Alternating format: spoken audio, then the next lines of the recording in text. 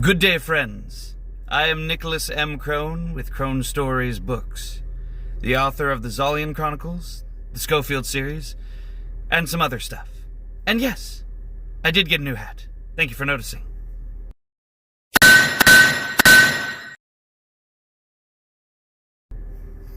I am here today to promote my very newly published book, Heroes and Thieves, the Protector Edition.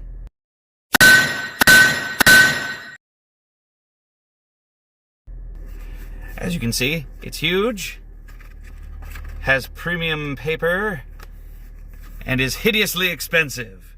But it does combine the first two books of the Heroes and Thieves series, along with some never-before-seen bonus content. And it's all in color. At least the parts that actually show color. Like that! Haha! But instead of just being a shameless and shamelesser plug, I wanted to run something by you guys today. Something I've been thinking about recently. Different tones of stories. I've been thinking about those recently. 4 categories that I can find with these that I've really been looking at. I refer to them as Sunny Day, The Darkness Before the Dawn, Gray Dawn, and The Deepening Night. And for those of you out there who are saying, well, you know, these tones have more literary, technical terms instead of the ones that you've given them. Really? I have been up since like 1 in the morning, and I don't care! And the reason I'm bringing this up, actually, is because, you know, I've been very surprised throughout my writing career as the kind of books that people have been buying when it comes to my stuff. Because ultimately, I believe that Heroes and Thieves would just soar when it came to being bought, or like being the one that got the most sales.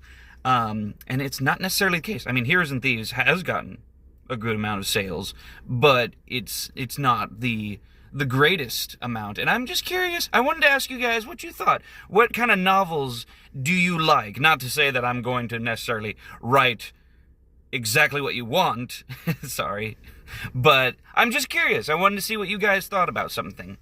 And so let me expound on these 4 categories that I have been thinking about lately. So first we start with Sunny Day, and that would be like the kind of story that is it's just bright throughout. It's not really, doesn't really get very dark, hence the term Sunny Day.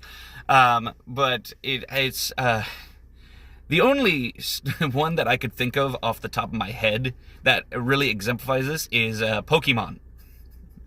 I couldn't really think of a book that I had been reading that really fit that. I know there probably is some, but none that I had come across lately. And so I thought Pokemon, you know, where the entire story, like even when Ash and Brock and Misty are in like dangerous situations, it's more like you don't feel like there's really any danger. You don't really feel like it's used for comedic effect. I mean, we would use their rivals, their villains, so to speak, as Team Rocket, which is really just a comedic trio that almost they go from like villains to almost feeling like family.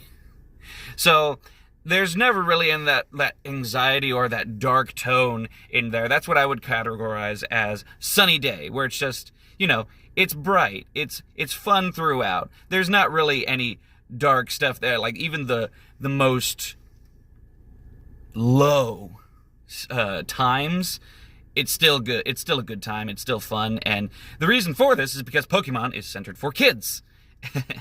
And it's not really supposed to make them worry, make them fret, make them depressed. And, you know, so that's what I would categorize as Sunny Day. The next one is actually the tone that I write in most of the time. It's called The Darkness Before the Dawn. At least that's what I call it. The Darkness Before the Dawn. This is what I would say is where a lot of books and stories fall into. The examples that I like to think of would be The Hobbit and The Odyssey, where things go from maybe good, but then they go to bad, sometimes to worse. And then, but at the end, there is a satisfying resolution where things come back up again, where things, it goes from the darkness to the dawn. Things get happy once more. Everything resolves nicely, and it gets the happy ending that you want.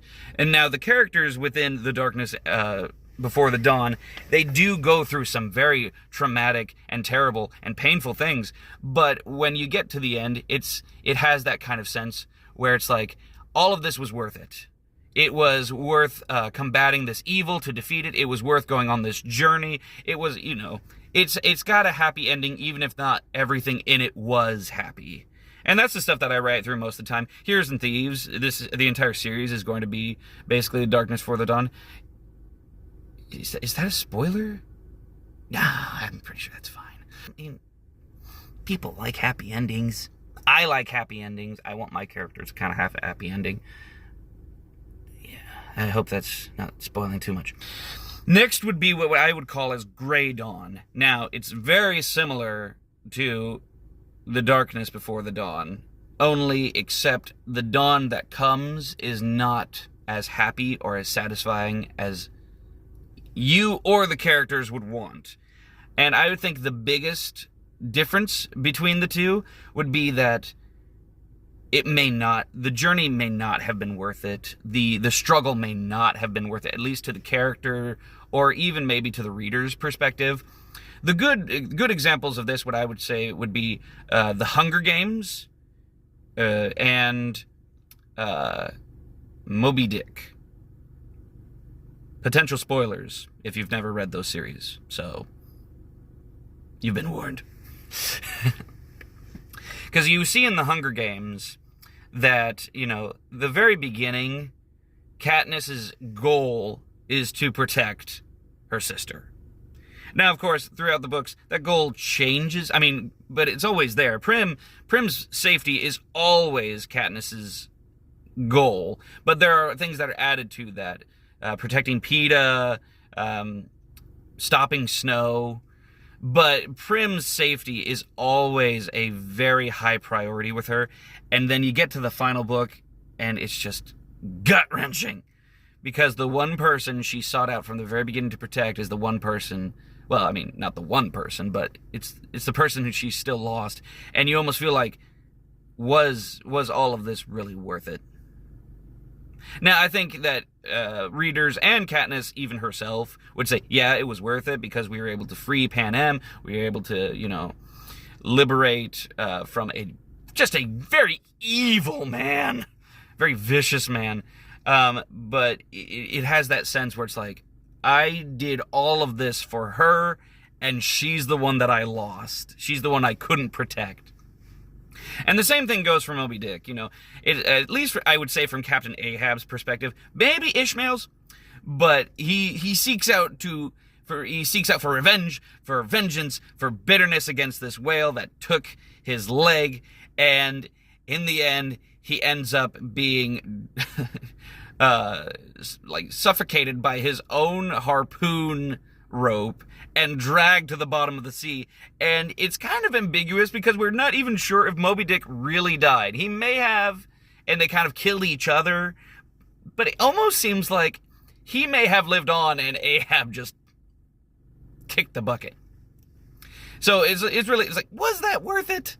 And so it has that kind of more of a sour, happy ending, if that makes sense. Lastly comes To the Deepening Night. This is my personal least favorite. And you can probably guess as to why. Best examples I can think of off the top of my head would be Frankenstein and Romeo and Juliet. And what are those? They're both tragedies. They just end really sad. There is no happy resolution. There is no satisfying ending. It ends with just tears and darkness and bah. When it comes to Frankenstein, Victor Frankenstein creates this, for lack of a better term, monster. Because, no, we're not talking about the movie. We're talking about the book. The book is way better. But Victor Frankenstein makes this monster that's really not a monster. I mean, he just looks hideous, but he's actually, like, at the beginning, he's a very sweet and intelligent guy, but just looks absolutely hideous, and everyone treats him terribly. And hence he goes on a bit of a existential rampage, targeting Victor as his the bane of his existence because he brought him into this world and made him look the way he does. But then, Victor loses his best friend and his wife. The monster loses any chance he had at companionship, his potential wife, and then Victor dies trying to hunt this monster down, and then the monster, grieving that his father is gone, commits suicide. And it's just,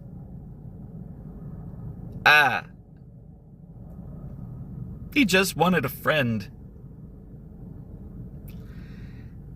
Yeah, not for the light of heart. And then, of course, we have Romeo and Juliet. Everyone knows Romeo and Juliet. They just, yeah. A lot of dumb decisions in that one. Not to say that William Shakespeare was dumb. He wrote it for a purpose. He wrote it very, he wrote it the way he did for distinct reasons to show this is what you don't do. But yeah, it just ends badly. And when it comes to the Deepening Night category, what I would say is that most people that I've read, when it comes to that, use it for, like, a teaching purpose. Like, for instance, with Romeo and Juliet, William Shakespeare is saying, this is where such awful bitterness can lead to when it comes to the families, the Montagues and the Capulets, but also, more pointedly, don't make such monumental decisions based on your hormones as a teenager. Because wasn't Juliet 13 years old? I think Romeo was 17.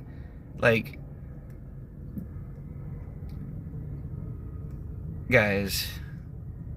So, let me know what you think concerning this. This is just, random musings right before I go to work. And, I've had very little sleep this week. So, who knows if I'm just going off the deep end or what have you.